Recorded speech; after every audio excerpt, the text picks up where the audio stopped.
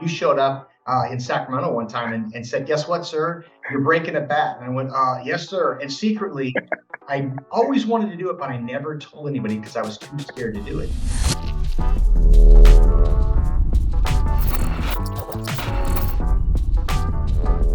Are you a martial arts business owner struggling to grow your school? Look no further than Kovar Systems. Our complete solution program offers comprehensive coaching and training for all aspects of your business, from student acquisition to staff development. Our one-on-one coaching provides guidance from a dedicated success coach, while our extensive library provides tools and strategies to help streamline your school's operations and drive sustainable growth. If you're ready to transform your school into a thriving, profitable business, schedule a complimentary 60-minute call with us today. With Kovar Systems, you'll experience work-life balance, significant revenue growth, and more time to do the things that you love. Take your business to the next level by visiting kovarsystems.com/podcast and schedule your free coaching call today. Again, that's KOVAR systems.com/podcast. Welcome to the Satori Lifestyle Satori Masters podcast, the ultimate resource for ambitious, hardworking school owners that want to get their business and their life to the next level. My name is Dave Kovar. I'm a lifetime martial artist, business owner, speaker, and author. My goal is to empower listeners with the knowledge and the tools they need to break through barriers and really get their business and their life to the next level. Thanks for watching and enjoy. All right, I'm super excited about today's podcast. And of course, I'm going to interview my good friend, Master Chip Townsend. So a little quick background on Chip Townsend. By the way, all you have to do is go to YouTube and plug in his name, and you'll see some amazing, athletic feats of strength and skill. Master Chip Townsend is a 14-time ISKA world breaking champion. He's also a world record holder in breaking, and he's probably the most no, not even probably. There's hands down the most prolific, the most skilled breaker, as in board breaking, brick breaking, etc., that's ever walked the face of the earth. I can say that there's really no one else that would even come in the conversation, I believe. But to me, and he's also a high-level martial artist, but more than that, he is a world champion person, and he's one of my favorite people on the planet. I've known him for 20 years, and he's somebody that the more you get to know him, sometimes you look up to someone, you have a friend you see from a distance that's running this, looks on the first glance like they really got it together, and you get a little closer and you're kind of like a little disappointed. Well, the more you know about Chip Townsend, the more impressed you are with the kind of person he is, the kind of organization he runs, and just really the example he sets. And so, hey man, thanks for being on the show today. I'm super excited to talk to you. Hanshy, I am beyond excited. As a matter of fact, right now I'm going to wipe that tear out of my eye. You just set me up so big. I appreciate it. Yes, I was commenting before the show. He's all clean cut. You look about 18, man. Goodness gracious. Oh, baby. Good. I'm going backwards. Yeah, so there's so many things that we could talk about. And I really wanted to focus in on kind of team, because both of you guys are, both of you, yourself and myself, we really pride ourselves and work really hard to develop really world-class teams. But I think just from a martial arts standpoint, one of the other things that I love about you is your faithfulness to the arts. In other words, this is still something that you do, and it's a priority. And hey, man, everybody has their own experiences. Who am I to pass judgment on what else is somebody else is doing? But I know I kind of look like, you mean you don't train anymore? When I hear about these guys that were once good that are just kind of not doing it anymore, right? And that's never, of course, the case with you. And there's very few people. I'm not a world champion at anything except loving martial arts. I'm a world champion at loving martial arts, and there's very few people that love it as much as I do. And I think you're right there. So that's something that yes, sir. I really appreciate. So let's just dive into it. So first off, give us a little history. How long you've been in business. First off, let's back up a little bit. You had a little accident happen to you when you were a kid. Kind of take it from there. Kind of take it on your journey a little bit. Okay, Anshi. So whenever I was 3 years old, I lost an eye. So long story short, driving down the road, caught a welding rod in the eye. It's a real strange, exceptionally freak story. And then moving out from there, I was told, my parents were told kind of bubble wrap him, sticking him in a desk in the corner and let him do desk work. And he's never going to catch a ball, throw a ball because of depth perception. So there were a lot of issues around that. My early dream was to maybe serve in the military. I wanted to be like a Marine Recon, Navy SEAL, something along those lines, something on the high end, kind of a driven kid, even though I wasn't supposed to be, I guess. And so I'm a firm believer. I believe in God, and I think that He just kind of opened and closed some doors in my life and made connections that allowed me to get to where I am today. So that losing of the eye. And then at 9 years old, I ran a drill through my hand and lost some muscle between my fingers and some other kind of crazy freak things that, again, I think just opened and closed doors and kind of put me on the path to where I am today. Yeah, and so you started competing at a young age, right? And when did Yes, sir. Tell me just about kind of like, if people know you casually, that's what they know you for. You're so much more than that. But when did you start doing all your, when did you break your first bat? When did I break my first bat? I did it in the back room at my gym here in Abilene, Texas. So my very first competitions were whenever I was, I think, 13 years old, as like an orange belt, or I'm sorry, as a white belt. I went to a tournament and an orange belt just gave me a hammering in sparring. And so that was my first competition in martial arts, my first experience with that. My first baseball bat would have been somewhere around, let's see, 2000 or 2001. I think it was 2001 was the year that I broke my first bat. And I was seeing other guys do it, like a leg kick. And I'm looking at it thinking, there's got to be a better way to do it. So I kind of innovated some different ways to do that to make it stand out in a competitive environment when you're putting on a show for the judges. So For those of you guys that are listening that's never seen a back break, that's basically where you say have someone hold the bat and you kick it with your shin at the skinny part of the bat. And it's really intense and freaky. As a matter of fact, one time, it's probably been 5 or 6 years ago, you showed up in Sacramento one time and said, "Guess what, sir? You're breaking a bat." And I went, "Yes, sir." And secretly, I always wanted to do it, but I never told anybody because I was too scared to do it. And you kind of like called me on it. It was like, okay, it was a great experience. I don't know, I've done it, so I'm okay if I don't do it again. But I got to say, you've done it like hundreds of times, but you still have to get yourself ready for it, right? I mean, it's not easy. Yeah, I think you said it best one time. I actually heard you say this. You were talking about board breaking and you held a board up and you said, "This board does not know that I've broken hundreds like it just before." Yep. And so I have to hit this board with precision, with power, with everything I've got right now to break it. It's not going to just break for me. And that's the thing, breaking. I've been a kind of mind blown at how many martial artists, especially, kind of have this bucket list thing of, I want to break a baseball bat with my shin someday. And so it's been really kind of fun to meet a lot of people through that avenue and to get to help them to have that first experience with breaking a bat. And it's just fun. There's just something, gosh, you almost want to say a little spiritual about it, because overcoming the mental, I tell people, imagine walking through your living room in the dark and clanking your shin on your coffee table. And I've done it, want to lay down and cry. I'm like, oh my gosh. Now imagine cracking a baseball bat with your shin. You know what I mean? So it's so mental, so mental. So in breaking in general, so why, someone that's listening that maybe has never done that before, they're thinking, what are you talking about? So give someone an explanation why, what's the lesson that's learned when you do breaking? Oh my gosh, Hanshi, is so huge. So, anytime you take something hard and put it in front of somebody and say you're going to break this, and you don't give them a hammer, you're going to break this with your body, immediately they kind of go, oh gosh, not me. Can I? And the doubt sets in. And so whenever we train martial arts, obviously, we're teaching people how to punch and how to kick and which parts of the body to strike. But there's so many little bits and pieces, how to hit the sweet spot, which is to hit right on the target, which transfers right to, if I'm in a fight, I want to hit them right on the nose or right in the solar plexus. There are a lot of parallels to in a way to fighting. And obviously it's not a fight. I get that. But the parallels are great. But more than anything, in a situation where you have a kid that's maybe testing for a belt and they're doing a break that's a little bit of a challenge, they've never done this one before, and they get up there and the whole room's kind of watching them and eyes on them. And they know they have to dig deep. They have to overcome the fear. They have to have technique. They have to have speed, precision, all the tools to make that work. And then whenever you hear the room just kind of erupt and just go, yeah, because what's happening is those parents, if it's a kid sitting at the side, are going, oh my gosh, I could never do that, right? So the experience in breaking is huge. And just the last thing I'll kind of say right there is, just recently I did a keynote in Iowa, Des Moines, Iowa, for a common friend, Mr. Farrell. Mr. Farrell, and I was up there, did a keynote for that for his organization. And one of the things I had his franchise owners do is all come up and break a board. And after, of course, everyone broke their board and did great.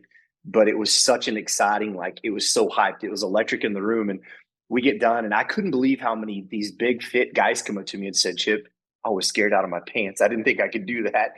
So anyway, that's kind of it in a nutshell.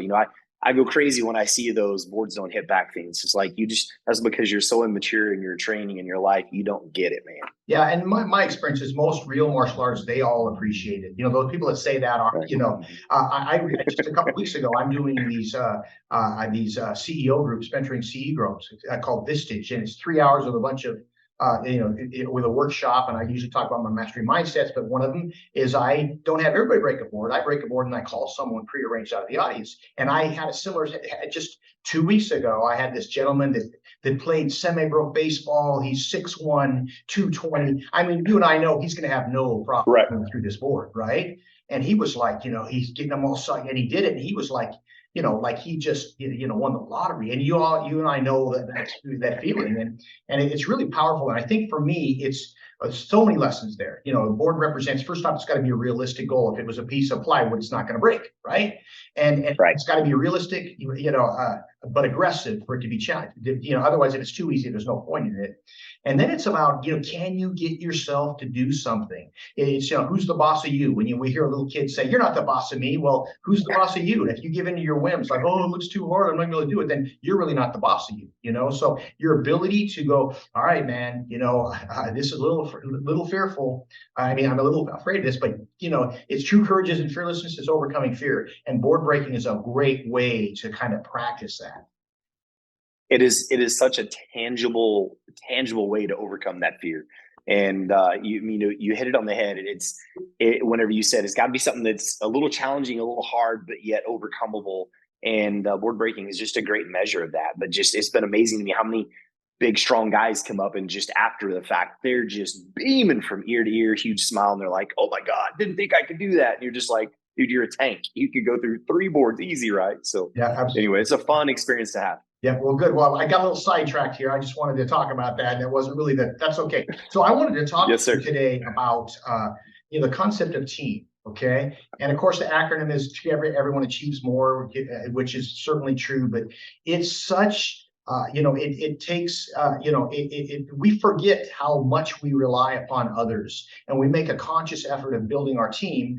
How everybody benefits. So first and foremost, I just want to you've got this amazing team. And both within your specific main school and also within your organization. So tell me some of the things that you think about to develop your team, and then what have you been able to do to maintain this amazing longevity and loyalty and enthusiasm that your team has? Okay, Hanshi, man, that was a huge question. Yes. So I'm going to start with a few things. The first thing that pops in my head as you're talking about team is when things are going well. As kind of the leader, for lack of better words, I own it. Whenever things are going well, I allow the team to own it. I said that backwards. And when things are going bad, I try to own it.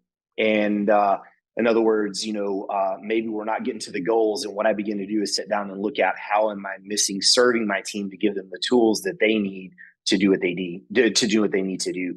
And so one of the things, and a lot of this, Hanshi, I have to be very transparent with you. I mean, I've learned a ton from you, and I so appreciate that. But I really try hard every day to talk to my team in ways like, what can I do for you today? How can I serve you today? What do you need to make your job easier today? So constantly looking for ways. And then when we hit those goals again, it's about the team. You guys did that. I was just in the background getting to enjoy it along with you. So those are. Yes, sir. I got to share, I have 2 thoughts. Number one, what can I do for you today? Of course, Mr. Chamberlain, the CEO of our company, my business partner, he is so good at that. And he means it. Yes, sir. How can I help is what he's always asking, and he means it. And he'll follow up really well with something. But when you're talking about the team atmosphere, one time I was at a lunch with a gentleman who had 4 locations, and I was that he actually and he had one of the head instructors at one of the locations with him at lunch, and we were talking, and I was asking the guy that was the head instructor, about the how he's doing the school, and by the way, it was the most profitable, most successful of the 4 locations, and he goes, well, in my school I'm doing this and this, and then the owner stops and goes, time out. You don't own this school. I own this school. You work for me.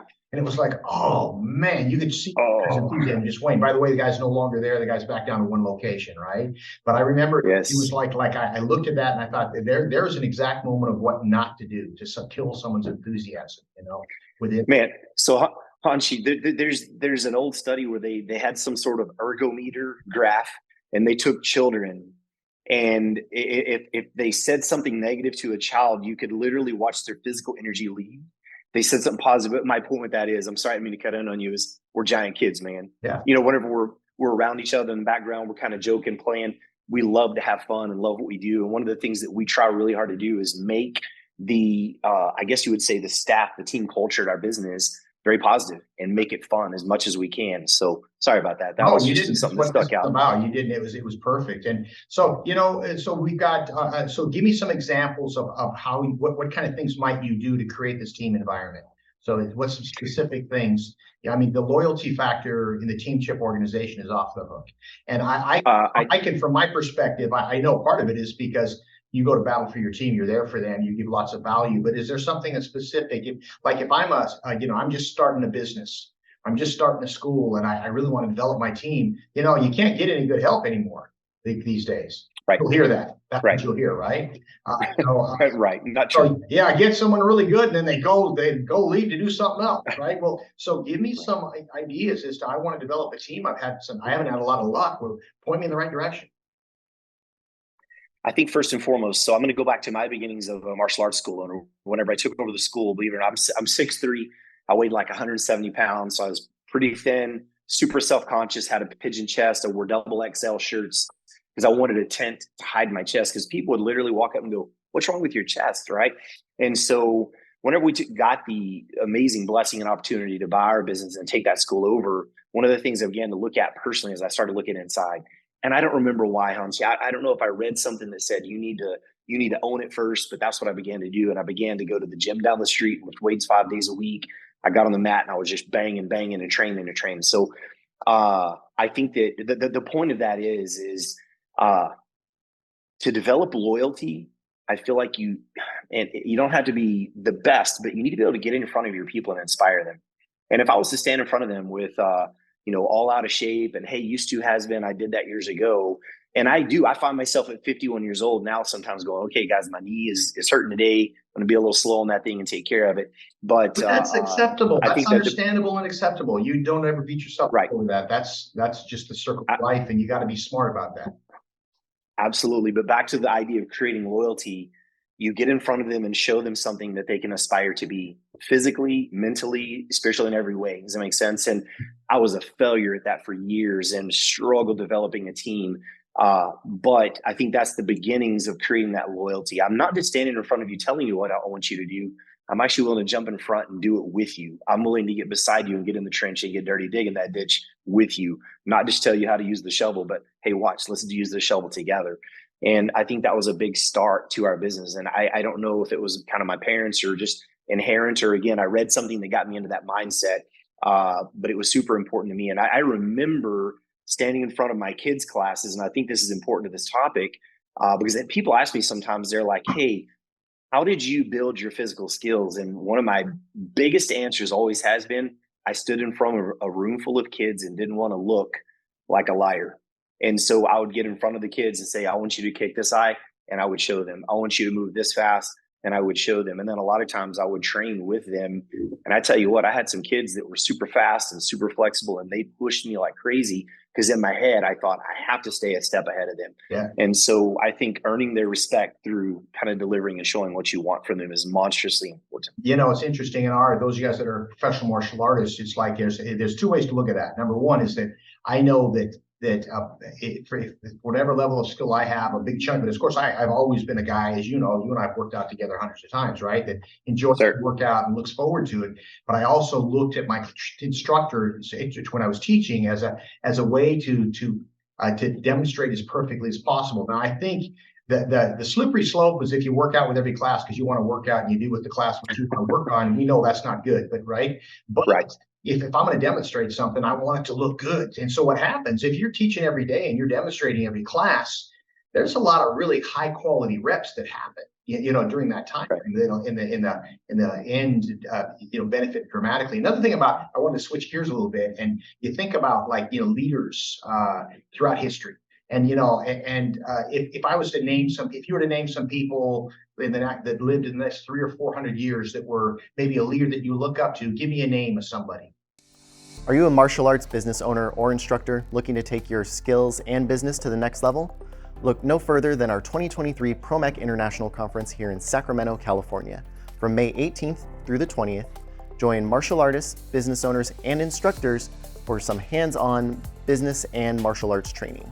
Experience unmatched growth and development with on-the-mat and business training, networking, and learning from such prominent speakers as Harinder Singh, John Whitman, Paul McCarthy, Bill Superfoot Wallace, and Mike Swain. Don't miss out on this premier conference. Go to promacconference.com, click Buy Tickets, and enter code PROMAC23. Again, that's promacconference.com, click Buy Tickets, code PROMAC23, PROMAC 23. Tickets are going fast, and I look forward to seeing you there.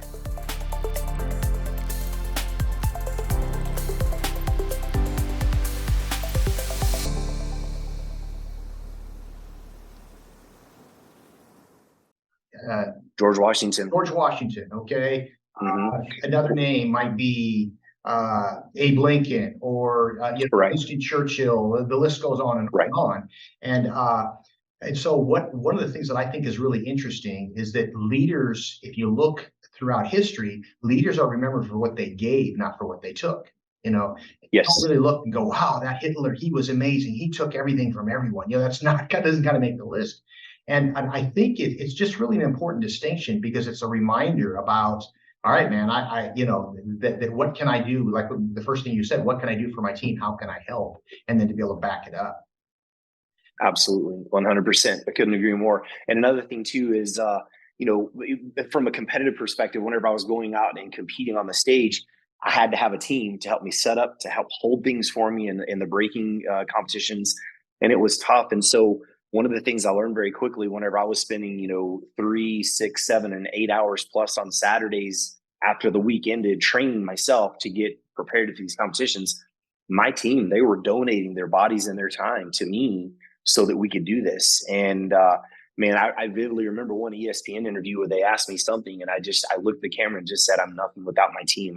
If they weren't there taking one for the team, getting a kick on the fingers every now and then, willing to make that sacrifice, I would absolutely be nothing. One of my favorite quotes is John Maxwell that says, the self-made man that says, I've done it all alone is really just out on a walk by himself. There's just no truth to that. We can't accomplish anything without a team. Yeah. And, there's so many different levels. Like someone says, I don't need anybody else. Well, if you're eating with a fork, someone made that fork. If you have your food in the refrigerator, we're all, your team. So the key thing is once we, it's such a simple but not easy formula is that, do the best you can. Of course, I can do better, as probably we all can, is what can I do for the people around me? How can I help? And then, the line is a mature mind gives without remembering and receives without forgetting. And I think that's an important way of looking at things. How can I help? And then, you're not doing it so you're building up your bank account so you can withdraw. You're doing it because it's the right thing to do. But the reality is that's, people will go to battle for you when they know you're there for them. Man, it's so hard to understand sometimes, to receive, we got to give. That's, I explain to my students all the time. We use yes, sir, and yes, ma'am. We use those things a lot. And we shake hands, we introduce ourselves to people. It's like, if you want respect, just walk up and give it, man. Just walk up and give it. So we have to give to receive. It's just such a monster part of what we do, I think. And whenever, sometimes we feel like maybe we don't have enough time to pour into our team. You have to make that time because when you pour in, you said it so well, they'll go to battle for you. When you're pouring into their business life and helping them to grow and putting them through clinics and different things to make them better in every way, that loyalty just grows and they want to come back and give back to you because you gave to them first. And so our motto is, creating world-class martial artists with a beginner's mind and a servant's heart. I think that's huge that we serve at all times, at all levels. Love it. World-class martial art with a beginner's mind and a servant's heart. That's a great combination. So what I want to do is I want to take, and you've been through this a bunch of times, we've talked about this before, but I want to go through the 6 human needs and how they apply to leadership. So I'm going to give you a need and you tell me, and if I go through these 6 needs, if I can look at my team and if somebody that like is no longer with us, that I wish was with us, that maybe moved on, chances are really good there's one of those areas that I failed, that I didn't do as good a job as possible with, okay? Yes, sir. So the 6th human need is the need to fit in. How does that tie into teamwork? the need to fit in. If I feel like I'm an outsider, obviously I'm not going to come and give my best. I need to feel welcome so that I can plug into the team. And one of the ways we do that is by getting on the mat, all putting on our uniforms. We're all alike. We all train side by side. And there's something to kind of uniformity inside of the school. And so it's super, super important that we feel that we fit in order to want to contribute back to that team. I don't really know how else to put that into words. Oh, it's perfect. It's perfect. So, you have a team member, first off, make them part of the team. And, some basic things, of course, would be, let's say if someone new comes into your or my school and they're going to come to work for us. It's like, first thing we want to do is make sure we introduce them to the people around, right? Another thing about a fit Absolutely. team, their name is on their uniform, or they got a desk to put their stuff. They're on the team, so to speak. So that's number one. Okay. And I remember when I first got my first Little League jersey, I remember, hey man, I'm on the Twins. You know what I mean? Oh, it was like I was so proud of that. I wore my uniform everywhere, right? It was like because I was. Yes, sir. And I remember taking the team shot with all my other 15 kids that were on the team and how proud I was that we all matched. And, it was like, oh, man, well, we do that with our guys. Okay, so that's one. Number two is standouts. Okay, the second human need. So I got to, what are you going to do with it? How can you make your team members stand out for the right reasons, of course? Whenever they do a good job, celebrate them right there in that moment. Don't wait, do it in the moment. In staff meetings every week, we go through wins. And as the team goes through wins, a lot of times I try to tie back, you were a part of that win because of what you contributed, to help them to feel good about their contribution to those wins. And so standing out anytime someone does something good, we spend our life hearing no, no, no, no as children, but not a whole lot of yeses, right? We need to focus on the yeses. It's like the kid that brings a report card, they have all A's and one C, and we focus on the C. We need to focus on the A's. And so instead of beating them down over mistakes all the time, we work really hard at spotting the right. What's the thing that they're doing well that we can edify to get them to focus on that positive thing, to continue to do more of it. And so, and then doing that publicly. I keep thinking of your words, privately reprimand and publicly praise. Every chance we get, we publicly praise them. Yeah, so important. And like I've been guilty of it plenty of times in my career where I maybe in front of a group of people, made an adjustment that could have been done privately better, right? So the bottom line is someone on your team does something well, shout it for the times. If it's not as good, try to take it offline. I was at an event this weekend and running for an organization, and the gentleman that runs the organization, who's very confident, very good. And he has a little different relationship with his team, but there was a gentleman who wasn't doing something quite right, and he called it out in front of everyone. And it was so uncomfortable for me to be there, And by the way, because they have great rapport with each other, sometimes you can get away with that. You know what I'm saying? Right. But it's just kind of generally speaking, stand out for the right reasons. All right. So next we had fit in, stand out. Okay, the next one, like I said, how we would apply this with someone that works with you, and the concept of certainty. What does that mean to you? Certainty on it with your team. By the way, he had these questions were coming. I'm throwing these at him. It's like I feel like I'm back in high school doing a pop quiz, man. It's all good though. I'm gonna do my best. So certainty, they need to feel that there's a sense of security, I think, in their job for one. They've got to know that they have a place to come to. Just today I had a conversation. I did a one-on-one check-in with one of my guys, and he's a kid that's he's 30, and he's been with me since he was 7. Do you realize when we call a 30-year-old a kid? Yes. In the room with Ali and Christian. What are you talking about here? Right. So anyway, I'm talking to him, and a good part of our conversation today, because I hadn't done this in a while, and I just felt it was the right time, is I said, look, you can talk to me about anything, even if it's personal. If you're having any struggles, or you're feeling offbeat somewhere, or something's out of place, or another team member has made you uncomfortable, I'm always the guy to come to. You can talk to me anytime. And so I think it's important that our team knows. And one of the things I've told my team for years, and I think this is huge, if you're on the mat and you make a mistake, short of it being a major moral issue or, something horrendous, I'll always have your back. Even if I think you're wrong, when that client leaves, you and I may have a different conversation about what happened, but we're going to sit down and kind of talk through that. But you don't have to fear me walking up in front of people saying, you're fired, you're out of here. I'm going to say that, kind of like we said a while ago, and privately we'll discuss that. But just it's so important that they have certainty and that they have a job to come to, that you're stable. And this is another reason we share goals and numbers with our team. We're pretty open with like, hey, here's where our revenues at, here's where our expenses are, here's our wage line, and here are all these things. So they know, okay, this business is in a good place, even from that business perspective. But I work really hard. We work really hard for our team to know that we have their back. You're in I guess for lack of better words, kind of a safe place. Even if you mess up, we're here for you. I love it. And another thing that I would look at when I think of certainty is that at the end of the day, someone needs to know how they won. In other words, certainty as far as what their job description is, what you expect out of them, and so that they know where they're at. How many times have I been mad at somebody because they couldn't read my mind about what I wanted them to do? They're like, don't they know? Well, no, I've never shared that with them. So is being as clear as what the job description is, and not just that, but that there's a whole training component there as well. You're hiring someone, yes, sir. Answer the phone. Okay, your job, that's my job, but how do I do it? The certainty of this is how I do it. This is what we follow. All right, next one. So we went through fit in, stand out, certainty. The next one is variety. What does that mean to you when it comes to your team? How can you give them variety? What jumps out at you? The first thing that jumps out to me is variety inside of the school. So some days you're pouring out by serving and teaching. Some days you're on the mat getting poured into by leadership. So variety there, but also sometimes moving them around inside the organization. For instance, on Monday this week, we sent 2 of our instructors from one location to jump to another location and brought back 1 from that location to here to do what we called an instructor swap, to give them a little different environment. Now, if you don't have multiple locations, I know it's difficult to do. And our guys being here in Texas traversed 85 miles to make that happen. But we did that to give them variety, that exact thing. So you can shake the box, give them something different, a different outlook for the day. And the students at each location kind of got a special treat by having a different instructor come in and work with them that day.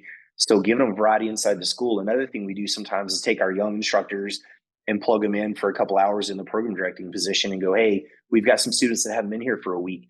Can you make those phone calls? And it gives them a different perspective. It's a little exciting, like, oh gosh, they're going to trust me on the phone with people. And it makes them feel good. So that's the first things that pop into my head around variety. No, I love it. I love it. So the whole idea is that, every now and then you got to shake it up a little bit, right? Like instructors are a great example. Get them to know a different job description, job position. And of course, when you do this, it's kind of like the combination. And of course, as an instructor for students, certainty and variety is important, that they know the routine in class, but also every now and then of course, it's the disguised repetition part. Well, the same thing works for our team as well. All right, we got a couple more. Yes, sir. Next human need is the need to experience growth. So what does that mean? How does that happen with your team? How can you help them experience growth? Very good. So we have our team read books. We do book discussions.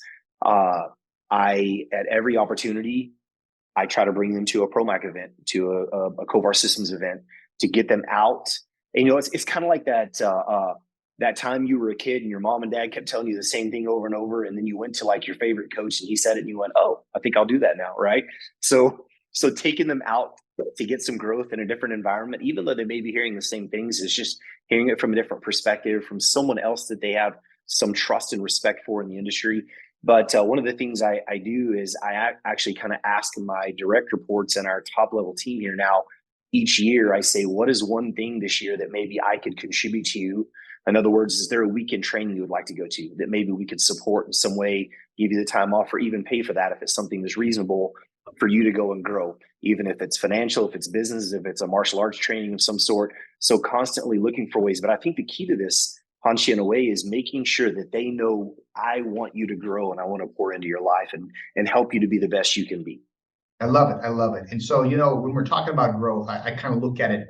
There's 2 primary ways they might feel it. Number one is extrinsic, and that's where, they get a new belt or they get a new patch because they're an instructor now or something, or maybe because we noticed a job well done and we comment on it. Wow, you're getting really better. It's kind of like, how many times have we seen a niece or a nephew that we haven't seen for years and they've grown a ton? Their parents aren't aware of it, and they're not aware of it, but they're, but us noticing growth with our team, okay? And then, of course, facilitating an environment where we're encouraging, like what you were talking about. And then the other one is intrinsic, when all of a sudden I'm better, like in martial arts training, all of a sudden I wasn't able to, I was getting tapped out every 3 minutes with that guy, and now I'm holding my own. I must be getting better. Right. Or, oh, wow, that, whatever it is felt good. Like, what it feels good is like being good is fun. That's, so when I can do something well, whether it be answering the phone, talking to potential students, or whatever it might be, my ability to be confident in myself, Yes, sir. that's obviously a very valuable. Last one, contribution. People, my experience is people want to help out. So this seems obvious, but give me some ideas. So with your team members, how can you make sure that they know they're contributing? So we regularly in our staff meetings, I alluded to this earlier, but we share wins. And a lot of times the wins that like Glennon, our chief instructors and program directors share will be feedback that they received from like a parent. And so we share nuggets around the wins in our meetings, and then tie that back to what the instructors, hey guys, if it wasn't for you, as a matter of fact, it might have been, Johnny, it might have been you that was with that kid that day in class when they had this epiphany moment or this life-changing pivot for them, and their parents got to see it. So we constantly talk to our team about, this place couldn't exist without you. And when we get those really positive nuggets back, we try to be vigilant in sharing those back to the team and saying, hey guys, this was you. This was your heart, what you're pouring out there on the mat. And this was your contribution back to what we're doing. And in the big picture, it's about way more than money. It's about improving it to the best of our ability, pouring into people's lives to make their lives the best we can make them and to help them to make their own lives. And so when I think contribution, that's the things I think about. And anytime that we have a team member come in and say, hey, I want to volunteer for this organization. I went through a period, and I haven't done it in a couple of years, but it was pretty successful, where I required all of my instructors that were 18 and above to volunteer for a certain organization and get some work in with those guys. And that was hugely beneficial as well. I love it. I love it. Good stuff. So those guys that are running a business or a school, the 6 human needs, I want to take you through them again. It's fit in, stand out, certainty, variety, growth, and contribution. And if you can really address those 6 human needs with your team, then chances are, there's going to be some people, no matter how good you treat them, they're going to move on. It's not going to be a fit, and that's fine. There's going to be some people that, are going to stick you with you regardless of what happens. But the majority of the people, if you don't give them a reason to leave and you treat them well and you really address these 6 human needs, they're going to be with you for an extended period of time. Well, hey, I have 3 questions to ask before we wrap this up, okay? And question number 1 is what advice would you give a new business owner or school owner, someone just getting started? What would you tell them? I would tell them to find a mentor and surround themselves well, get the right mindset around them. I would caution them from hanging around with average mindsets. That would be one of the first biggest things that I would encourage them to do is find someone to mentor you, to guide you, someone who's been there and you can kind of lean on for advice, as I have done with you for years. Hey, Anshi, what do I do with this? So that'd probably be one of the first things that I would tell them. Believe in yourself, know you can, and get some good people around you. I think I tied in with that. It was so important is that, you've got to really follow your own follow your own compass, so to speak. And you got to having good mentors. I've had a bunch of them in my life. You had a bunch in your life. Also, that still small voice that says you can do this. You got to be willing to listen to it, because I'm sure I can't remember if your parents encouraged you to open up a school or you're thinking, what the heck are you doing? Right. But I know for me, every my world says, what the heck are you doing? And it's not what I wanted to do. And fortunately, I did it anyway. Right. And, and so to me, and then the other thing is, when it comes to this, I think, is the ability to, when you first get a business started, there's going to be failure, and it's not going to be easy. You just got to be willing to roll your sleeves up and get up every day, and because eventually good things will happen. They don't always happen on your time, but if you work hard, you hustle hard, you do all the right things, eventually your customers, your students are going to come in. They just don't always do it on your timeline. Okay, the next question is, what tool or tactic would be most important to implement? And this doesn't necessarily have to be in the martial arts industry. It can just be in general. I guess it's kind of a broad question, so I don't want to give you what I think might be the answer. So what tactic or technique would you feel is most important to implement if you have a new business? Let's see, tactic to implement owning a new business. Honestly, I think you hit on it whenever you were talking a while ago about just being willing to pull the bootstraps up and get to work and work your way through failure. It's going to happen over and over, and you're going to have to know what's going to happen. The other thing is I know this is a little bit kind of maybe a little I don't know how to say the right word here, but understand your value, and believe in the fact that what I bring brings value. If I can't believe in my own value and the value of what I bring, I can never succeed to begin with. But I think those are huge things. It's hard to be convincing if you're not convinced, is what you're saying. Yes, sir. Yeah. The human mind is easily influenced by anything spoken with conviction. When you believe in what you're doing, it's such an important point. It's not what you think of normally as a tool or tactic for business, but what can be more important than waking up every morning, that you're on a mission. You're not just, you're on a quest. You know what I'm saying? And right. That will really right. Okay, one more. There's probably more than one. I know I've got a bunch of these, but what was your biggest failure in business and what did you learn from it?